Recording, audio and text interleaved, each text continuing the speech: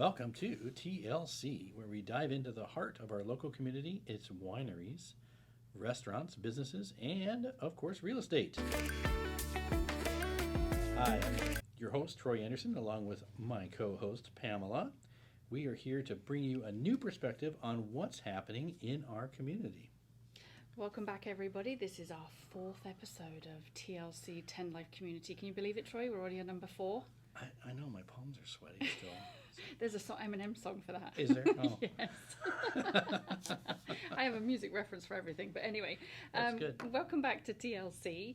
As Troy said, we are diving into our local community and bringing you information on what's happening in our area, businesses to frequent, restaurants to tackle your taste buds, and wine, because Troy is very passionate about wine. So our first segment of our show is called Sipping on Success, where we uncork a bottle of wine and taste it, feel it, talk about it. And usually there's a story behind why Troy has picked a particular winery, and we'll find out a little bit more today. So Troy, tell us, what are we sipping on today? Well, we're going to have a Baer Winery, and the wine is called Ursa. It's kind of their flagship wine. It's Merlot based, Cabernet Franc and Cabernet Sauvignon, and a little bit of Petit Verdot. So it's a blend, like a Bordeaux blend. Okay, so for people that don't really know what a Bordeaux blend is. Well, Bordeaux is a region of France, and there's grapes that they blend into Bordeaux style wines. So in the regions Bordeaux, they grow different types of grapes, and they're blended into different varietal or different styles of wine. So whereas a single varietal wine would be mainly Cabernet Sauvignon or mainly Merlot, but this one is a blend. So I believe, and I don't, maybe don't quote me on this, but Bordeaux, France, Washington is on the same latitude. Correct. Yes. Wow, you're getting this wine stuff down. Well, actually, I knew the latitude thing from moving here, but yeah. So for those listening, so it's on the same latitude. That's why Washington can create some great wines that can compete with French wines. Definitely, for sure. Climate's very similar. Over the mountains, you've got the warmer weather, which you do also have in Bordeaux up to certain times of year. So yeah. Yeah, difference between Washington wines and French wines are the fact that you can irrigate here in Washington, where in France, they don't allow that. They don't? Not to be like an estate wine. They don't allow irrigation, so it's all natural. Oh, interesting. So the weather really depends. From year to year, you're going to get different. All right. So if they have the floods, your crop is ruined. Well, or if it's dry, yeah, you're not going to get as much wine. Yeah. It's going to be a little more complex. And therefore, they can charge more for it, probably.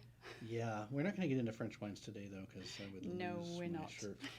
You would? Okay. All right. So we are, as Troy said, we are looking at, am I pronouncing this right? Baer? Yeah, Baer Winery. Okay. It's spelled B-A-E-R. For Correct. Those that aren't familiar with it. Located here in Washington. Do they have a tasting room in Woodinville, Troy? They've got 2. How exciting. How fortunate for us. There's one in the Warehouse District that's been there for a long time. And then they've just opened one in Wine Alley, which is in the Wooden Creek Complex downtown Woodinville. We can actually say that now. There's a downtown Woodinville. And for those of you who haven't been down to Wine Alley, you really should check it out. There's so much down there to see and to taste and experience. It's well worth a visit. And you can, if you live close to town, you could walk down, so you don't have to worry about driving. For sure, for sure. All right, so tell me, first of all, let's talk about the winery itself. Why did you choose this winery? I have a feeling that there is a story behind this one. Yes, I'm going to try and condense it as much as possible, yet hopefully everyone can understand. I met Lance Baer, the founder of Baer Winery, back in the 90s. He and I worked at the Acura car dealer in Seattle. I was the parts guy at the back counter, so serving the technicians, and he was the dispatcher, which is the guy that's kind of the gatekeeper for all the work that comes through the service department. And so he and I would work hand in hand. If parts weren't available, we'd have to order them and stuff like that. So we'd have some pretty good banter back and forth. And I wasn't his friend sometimes, and he wasn't my friend because he wouldn't sell stuff that needed to be sold. So we a little contentious. A little contentious. Yeah, we got along well though. And forged a friendship, and then we would go over to each other's apartments at that time and cook dinner and have wine, and so that's when I was first really introduced to better wine other than the box stuff that my parents used to buy. So if you listened to episode 1, you alluded to this conversation back when we were talking about Goose I Ridge did, Winery. yes. Okay. All right. So that's where the friendship started and the love of wine started. Okay. Yeah, and my life kind of transitioned into real estate. In his life, he started working for DeLille, and I did some crushes with DeLille too back in the late 90s. And I think he started working as a cellar master or like junior winemaker. I'm not sure exactly what it's called, but and then he started Baer Winery in, I believe, the year 2000. 2003 was his first release of wine, right? Yeah, so that would have been, See, I did some homework. And I believe that was the 2000 vintage, so that would make sense. 2 years in barrel, Mm-hmm. and then 1 in the bottle, and off to the shelf. Okay, so obviously personal friend of yours, so you would want to champion and whatnot, but what makes this wine so special? Well, the wine itself is great, and unfortunately, Lance did pass away in 2007. Mm-hmm. Yeah, that's sad. Yeah, so... but his legacy lives on. His legacy lives on through, I believe, his sister and his dad still operate the winery and own the winery, and Erica Orr makes the wine, which Mm-hmm. she is a fantastic winemaker over here in Woodinville. She's, I think she studied at UC Davies and does a lot of wine testing, chemical testing for other wineries in the area. Oh, okay. Well, maybe that's a whole nother conversation It about is. chemical testing on wine, but not for today. Let's focus on Baer Winery because obviously Sure. it's important to you, and want to honour the fact that you've chosen this wine today to talk about, and the winery, not just the wine, because they have more than just the one that we're going to sample today. All right, why did you choose this one? Well, it's one of my favorites, and it is a Merlot dominant blend. I'm chuckling here because every time I ask you, you're like, it's one of my favourites. Really, Troy? Shocking. Can you have too many favorites? I guess not. Not when it comes to wine, I don't think. No? Is that like me and my favourite shoes? Do you have Yeah. a favorite pair of shoes? No, not really. I love Yeah. them all. Okay. All right. So, okay. Carry on. Carry on. What do you You're ask the me? expert here. So we're talking about why this Yes, wine yes, is yes, one of yes. your favourites, but what makes it one of your favourites from this particular winery? Well, it's a soft drinking wine, so let's All try right. it. So Swirl a little bit. I'm not going to say aerate again. I'm going to let it breathe by Yeah. twirling. I'm going to take a sniff. I wish you guys could smell this. It smells delightful. Mm-hmm.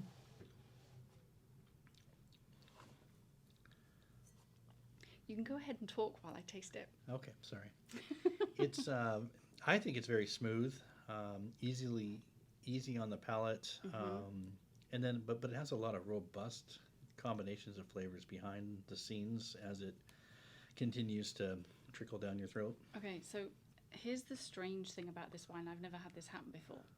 So when I had it on my tongue, but it was actually making my mouth water Oh. while I was holding it there. That's not normal, right? Maybe I'm just odd. I don't know. No, it just means you should have some more. Well, I intend to. I have a very nice glass of it here, but like you said, it's smooth.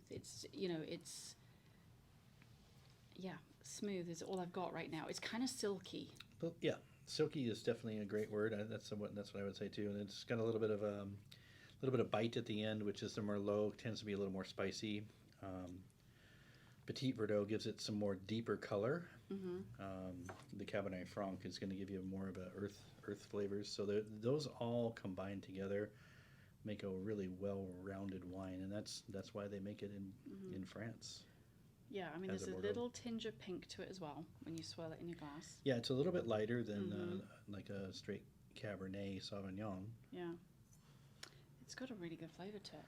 Yeah, do you like it? Even though I you're do. a white wine drinker? Yeah, no, I mean, I enjoy red wine as well, but I usually go to a white because I guess it's what I'm used to and what I know. But Gotcha. yeah, but this is actually really good. Not that I'm surprised. I mean, you haven't given me a bad glass of wine yet. I'm looking forward to the day that he does when I can say, not so much. But yeah, it's smooth on the tongue. It still gives me that kind of juicy, like my mouth's not watering like I'm eating an opal fruit, but you kind of, it's making me salivate just a little bit, which is kind of an interesting experience with a glass of wine, considering red normally dries your mouth out. Yeah. What's an opal fruit? Starburst. Sorry. Starburst. Yeah, we used to call them opal fruits. Gotcha. Did they not call them opal fruits in the States? I've never heard that before. Oh, okay, yeah, they used to be called opal fruits, and then they changed them to Starburst. Got Sorry. Bit of the Brit. Yeah, you learn something weird every week with me. But That's anyway. good. All right, so we're trying to describe the flavors. I think I'm going to leave you to do a little bit more of that on this wine, because I'm still kind of, getting my tongue around it. Pardon the pun. I'm trying to figure out what it is I'm tasting there. Yeah, I don't know if I'll describe it anymore other than it's soft and silky, and it's, it tastes good, and it drinks really well right now. It's a 2018, which is a good year in wine making in Washington. Baer Winery in itself has really good varietals, blends, and varietals of wine that are true to their type of grape or their blend. So there's several different wine names, like Callisto is more of a Cabernet Sauvignon and Syrah blend, and it's going to have more of those deeper tobacco notes that a Syrah brings in, but it's not going to be as hard as a strict 100% Syrah. So, I mean, I would definitely check them out. If you're just getting a more sophisticated palate in wine, they're definitely going to impress you when you go there, for sure. Now, do they just do red, or do they have white as well? They have a white, which is a unoaked Chardonnay, and then they do a rosé as well. Okay, so rosés are great for summer. Porch pounders. Let's not call them that. Remember, it's that light-hearted drink at the end of the day while you're sitting in your back garden. Yes. Okay, so the rosés, you mentioned those, and then you said an unoaked Chardonnay. So for those that don't understand what that means, can you just quickly explain that when you say unoaked? So an unoaked Chardonnay is going to be a little more crisp, a little more bright in taste, whereas an oaked Chardonnay is going to be a little heavier, have a little more buttery taste to it, like those, if you've had a California Chardonnay. They do have a buttery flavor to them, yeah. Now, are they produced differently? I'm not sure how they're produced differently, but they're aged differently. Well, I guess that's what I mean. Are they barrel versus stainless steel? Yes. So an oak Chardonnay would be in an oak barrel, and a stainless would be in either a larger vat, or they make stainless vats the same size as barrels. Oh, I didn't know that. Yeah. Okay, I learned something today. You learned about opal fruits. I learned about barrels. Cool. All right, so they have plenty for the palate. Obviously, it's a personal favorite of yours for many reasons, not just the wine, but the story behind it. So I appreciate you sharing that with me and the listeners, why that one's important. They're in Wine Alley. What else can they expect from the tasting room down there? Well, I believe summertime they're going to have on Friday nights live music in the alley, and that's always fun. We were down there last year. Imagine that. Not surprised. And no, they had an opera singer, and it was really good. Really? Yeah. Oh, okay. So, I mean, they do singer-songwriter type musicians and stuff like that, but the opera singer was amazing just because of the ambiance down there. It's got you walk in the alley, you're kind of transformed to Italy. Yeah, it definitely has a little European vibe down there, for sure. One last thing before we go to a break. This wine has a really unusual name. Oh, yeah, of course. So what's the meaning behind it? Do you know? And do they do that with all of their wines? Do they pick a unique name with a meaning behind it? I love it when there's a meaning. Yeah, there is meaning behind it, and it's Ursa means bear in Latin, and it's also a constellation. Interesting. Yeah, and so I'm going to butcher this. I don't know it by heart, but Lance named his wines after constellations or things like that. So Callisto is also a constellation, I believe, or a star. Okay. He does have a wine called Star as well. Oh, wow, that's really cool. Yeah, I invite you to learn the story from the Baer Winery themselves. I think that's something we can say about like most of the wineries around here in the Woodinville area. There is definitely a backstory to all of them, a reason why somebody got into it, and maybe that backstory will be the thing that kind of catapults you into being a wine connoisseur and wanting to try the plethora of wineries that we have here in the area. Yeah, I love hearing the stories for sure. Yeah, that's fantastic. Well, Troy, thanks very much for sharing your favorite wine of this week. Today. Today's wine. Really appreciate that. So again, listeners, go out and explore Woodinville and see what we have to offer with respect to the wineries. We don't have just wineries. We have so much more that we're going to talk about as the episodes progress. Yes. But we're going to take a quick break, and when we come back, we are going to do our real estate roundup. And we've got a really important topic to talk about this week, one that might be a little contentious. Potentially. So I'm going to leave it there, and we're going to take a quick break. Stay tuned. We'll be right back after this brief message. Hey, homeowners and aspiring buyers looking for a real estate team who are about you and your community? Look no further than Tend Home Team. We are here to help you navigate the sometimes overwhelming world of real estate. From buying to selling, we've got your back. Let's work together to find your dream home or sell your current one. Contact us today, tendhometeam.com. Let's get started. Okay, welcome back to TLC. I am your co-host Pamela, and I'm here with Troy Anderson, the owner of Tend Home Team, and it's really the creator of TLC, Tend Life Community. Yes. We're sitting here.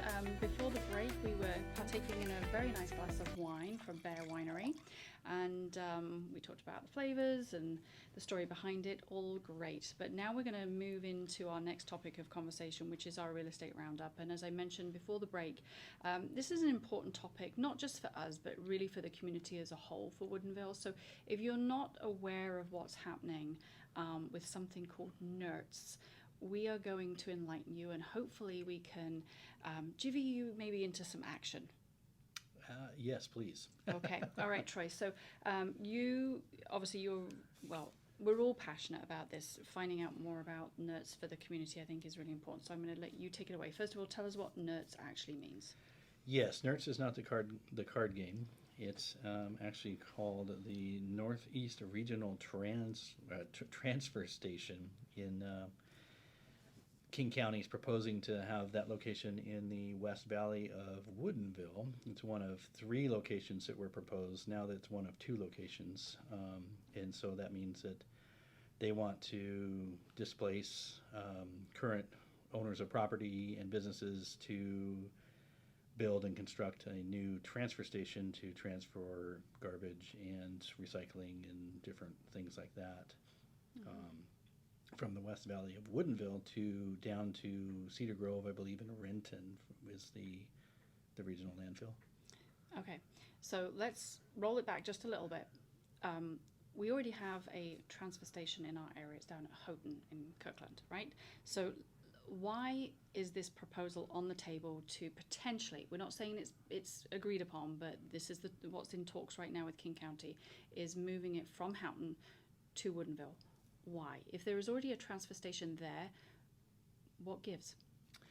Well, I sat on the siting advisory group as a representative of the Woodinville Chamber for the King County siting process, and it really is a mystery to me why they would want it to move. We as taxpayers already own the land there in Kirkland at the existing site that's fully operational today. But they went out and found 70,000 parcels that could possibly be sited for this new facility. We narrowed those down to 120 some thousand, or 120,000, not thousand, 120 some. Mm-hmm. And then they were narrowed down to maybe 70, and then these 3 parcels were identified. There was actually 4 parcels identified, and then, the one right next door to the Woodinville site is called Winsome Trading. That was initially the main site for Woodinville, and then they determined that the site next door to that, which is 5 or 6 businesses and parcels, would be better suited than the Winsome Trading site. So, why not just leave it at Houghton? Well, that's the question, right? Economically, it doesn't make a lot of sense to take eminent domain on fully operational employers in the mm-hmm. community and build a brand new facility on land that we don't know, that the King County doesn't have a lot of knowledge about, other than it exists and its size is suitable. Hmm. So Houghton's already there. So how long has Houghton been established in Kirkland as a transfer centre? It's been a transfer center there. It was an open landfill for a long time, and it's been there for 60 years. Okay, so it potentially needs some updating. So this is why this conversation is being had, right? Yeah, that's what King County's hoping, is to build a more modern facility, and they definitely tout that. And there's, we as local users of those facilities appreciate the modernness of going into a place and being able to get rid of those things that we don't want to keep anymore. Right.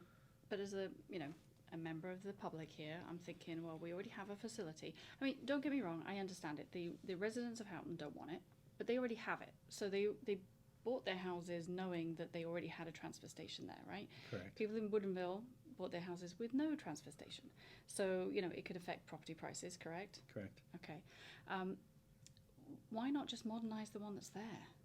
Well, that is part of the proposal. It is one of the 2 Kirkland sites that we had slated to go through the process, or that King County had slated to go through the process. So yeah, they want to take Woodinville and the Houghton site through the environmental SEPA is what it's called review, and they're also taking public comment, and that's why we're talking about it today, is to bring awareness and have people reach out and comment about it, for or against. Yeah, I mean, Houghton's already said, well, they don't want it on their doorstep. They already have it. We don't want it on our doorstep either. But well, I mean, it's NIMBY. No, not in my backyard, right? Well, exactly. But I mean, the impact that this centre would have on the Woodinville economy, on the tourist industry, housing, it seems, I'm just going to say, it seems crazy to me that this would even be an option for Woodinville. Well, it's more than crazy. I think it's irresponsible, actually.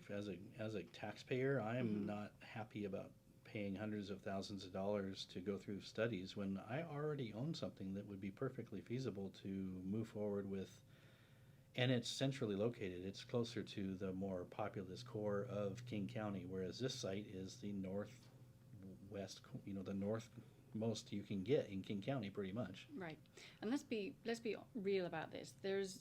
You talked about the fact that it's going to be from Woodinville to Renton. That's the service area for this transfer station, right? No, that's where they take the. Oh, that's where they take the garbage. There's another transfer station in Factoria, which is two turns off the freeway. Okay, so the proposed site in Woodinville, and just to clarify, it hasn't been agreed upon that it's coming to Woodinville, but we want to make you aware of it so that you can stand up and say, yeah, not for us, please. But the amount of trucks that are going to have to take from that transfer station down to the landfill in Renton, what are we talking volume-wise? Well, I don't know if people understand this, but waste management, the people who come to your curb and pick up garbage, they take it to transfer stations and dump it in the commercial area, and then it gets transferred to the transfer station. So it's 55 trucks an hour in West Valley going underneath the train trestle in downtown that we're trying to get expanded. Yeah, that we're trying to get expanded, and driving these trucks right through our tourist district. And that's not to mention the individual, weekend warrior that's loaded their truck and trailer with stuff to come down and right. take So it we to already the see an transfer impact station. on traffic in our area already without the transfer station, with population growth and just our tourist industry, which we welcome. We welcome that because obviously we have a thriving economy here with the wineries and businesses here. But then you throw in all of those trucks and, like you said, the weekend warriors. What does that do to our city? I mean, it could potentially gridlock things for sure. I mean, it's not a great site in my opinion, just because of its proximity to easy on and off the freeway. Every other transfer station in King County, if you study it, is within two or three turns of either I-5 or 405 or 167. Yeah, it's nowhere near it. Can you explain to the listeners exactly where the proposed site is for this? So you mentioned a building, but if you can kind of talk about what else is around it, so that clarification, because I was unsure about it until I did a little bit more digging, and then you drove me past the site today. So people really know where it is. So West Valley is Highway 202 goes, it's a state highway, and it's directly across from the Chrysalis School, which is a private school. And then there's also across the street is Raven Black Brewing. Raven Brewery. Black Raven Brewery, Mhm. yes. Just down the street is Janik Winery, Chateau Ste. Michelle. Vaughn's is Yep, it's on the same side pretty of much the street. adjacent to it. Yep, as the Woodinville Tavern. Yep. Sorry, what's the name of that place? Yeah, Hollywood Tavern. Hollywood Tavern, the whiskey company. Mhm. It's on the same side of the road, just further up towards Woodinville downtown. Yep. I'm Yeah, sorry, I there's have a- to say it just seems like such a stupid place to put it. There, I said it. Uh-oh. Sorry, that would be the Brit in me. Yeah. Direct. We might be getting rated PG here soon. I'm not going to swear. All right. Yeah, it's irresponsible to put it there, in my opinion. There's definitely better locations that could have been looked at that were brought up during the siting process. And for one reason or another, they either had future plans to be built on, or some other reason. It was really nebulous as to why they didn't look into other sites that would be more suited. Yeah, just from a common sense perspective, it seems like the wrong place. I mean, it's not near a highway. It's right out, right on the doorstep of the wine tourist section where there's new construction coming with more, homes, and it just seems crazy to me. Yeah, there was a community meeting at City Hall on Wednesday I attended, and I had asked them, how many other transfer stations are located in a tourist district in other, municipalities, and they were like, well, we've located all of them on trucking sites in an industrial area. And so that area is zoned, and it's got multiple zones. You've got in the industrial zoning that's allowed, you've got a school across the street, and you've got tourist activity that brings in tons of revenue to King County. So I'm not sure why, they're going to be losing revenue to... It's like they're cutting off their nose to spite their face. I mean, it's just, yeah. Yeah, I mean, everyone has garbage they need to get rid of, and I think the current location where it's located is adequate, and it's not too far out of the way for me to go. Well, yeah, I mean, it's not like you go in every day. No. Yeah. Okay. All right. Well, I could get really cross about it. Well, and we didn't talk about this, but you alluded to it, property values. I mean, that was really never brought up during the meetings, but it definitely has an effect on property values in that, what people purchased or what they were buying into, and then now that things have changed, traffic plays a huge role in how people either get to work, that people have to commute either to or from Woodinville. Yeah, I mean, the city of Woodinville is doing a really good job of trying to, incorporate more into our wonderful city. They're looking at housing for middle income and lower income, and, trying to make this a really great place. It's already a really great place to live, but, more accessible for more people. And then you want to put this, down the road, and it kind of feels like it's going to undo some of the good work that the city's doing. Yeah, it definitely goes against what what the city has built over the last 10 or 20 years. It doesn't. The city doesn't look the same anymore, and some people are for progress, others aren't. The people that aren't for progress, I see out at restaurants down there, so it's funny. Yeah. But I think that it's a time for people to take this seriously. That's my phone. I'm sure I told you to turn it off. Oh well, this is real and uncut. So yeah, I mean, our purpose for putting this segment in is for people to reach out, whether you like a transfer station in your backyard, or if you're against that, come up with some good reason, either because it's in a tourist district, the traffic, just the economic impact on taxpayers is ridiculous to me. Yeah, I mean, I would agree with that. But like you said, some people are for progress, some aren't. And I think the good thing is that there is an opportunity for, regardless of which way you lean with respect to this conversation, there's an opportunity for everybody to speak. And if it's definitely something you're against, you have the chance to voice your opinion on it, and tell King County and the city what you really think. Absolutely, and we'll have a link here on the blog, or on the podcast blog.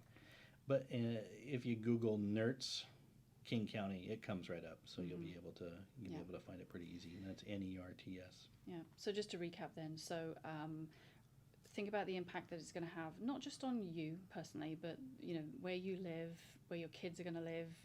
It's not a problem just for today. It's a problem for the years to come, right? Correct. Because it's got to be built first, and then everything that comes with it. How that affects your lifestyle, how you get around your city, the home price, how that affects your property values. It all plays a big part. Yeah, and it can definitely have an effect on property values, and that's what we do. We do real estate, and so that's what we care about. Yeah, and environmental impact. You've got to think about the smell as well. Sorry, I had to put it out there. Yeah, they say they do a rodent and smell abatement, but I don't know. I've been to those transfer stations. They stink. Yeah, they do. And one last thing before we go. You mentioned this to me earlier today when we were chatting about NERTS. How many other facilities do we have in our area that deal with trash, garbage, recycling? Do we need another one? Oh, the city of Woodinville has private collectors, per se. So the Cascade Recycling Center, which is owned by Waste Management, is actually just down the street from our office here by 20 Corners Brewing. It's kind of tucked in and off, a side street, so you wouldn't necessarily know that it's there. But trucks come and go all the time from that. And then there's Waste Management also has their yard, which is across from Costco. That's not in the city limits, but it is in the proximity of Woodinville. And then there's also a commercial collection site and recycling center over there. Snitzer Steel is a steel collector, so that could be considered a transfer station or a collector. And then there's also DTG, which is a big company, probably the largest in the area that does construction debris and big container recycling. Yeah, they do a really great job on recycling. We'll have to have them on the show at some point as well. Yeah. Talk about that. But the reason I was asking that question, though, Troy, is it's not like Woodinville's not doing its bit, right? We have facilities to take care of some of these things. Yes, they're private, but it's not that we're saying nothing should be here, but the transfer center just doesn't make sense.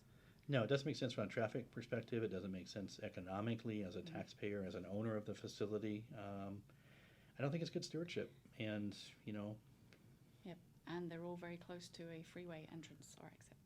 The other ones are, yes. Yeah, not the one that I want to bring. I'm talking about the ones we were just discussing. But yes, for sure. Yep. All right. Wow. Oh, and King County sends their sewage here. Brightwater's in Woodinville too. Yeah. How much garbage do we need to get from King County? I don't know. Enough is enough, I think. Okay. Yeah. As you can tell, we're not for it. Just so that we're being clear and honest here, we're definitely not for it. But you may have a different opinion, and you are free to voice that. And we encourage everybody to do so. So like Troy says, we will have information down below, wherever you're listening to this, whether it's in the show notes or whether you're watching this on YouTube or however you're listening to this podcast, we'll have information where you can find out more. And it's your turn. It's your turn to reach out. Yeah. Yep. You live here. So, okay. All right. So that's your call to action for this week is, take part in your community, find out what's going on with NERTS and, get involved. Tune in next time for I don't know who we're going to be talking about next time, but it will be something fun. I don't know. Maybe I'll bring in a white wine for you. That would be fantastic. Oh. With the nicer weather coming up, that's a good idea. Absolutely. Bring in a porch pounder for you. We're not calling it that. Anyway, moving on. Thanks very much for listening. We can't wait for our next episode where we'll, again, partake in some wine and we'll talk about real estate and some other businesses. Don't forget to like and subscribe to this podcast on any of your favorite podcast platforms or check it out on our website, tendhometeam.com. I'm Pamela and you are? Troy Anderson. This is TLC, 10 Life Community. Till next time. See you then. Bye-bye. Are you in the market for a new home or looking to sell your current one? 10 Home Team is here to help. As community-focused real estate agents, we are dedicated to providing personalized service and support throughout the entire process. Whether you're a first-time home buyer or a seasoned pro, we've got you covered. Let us take the stress out of your real estate journey. Contact us today at 10 Home Team and learn more about our services.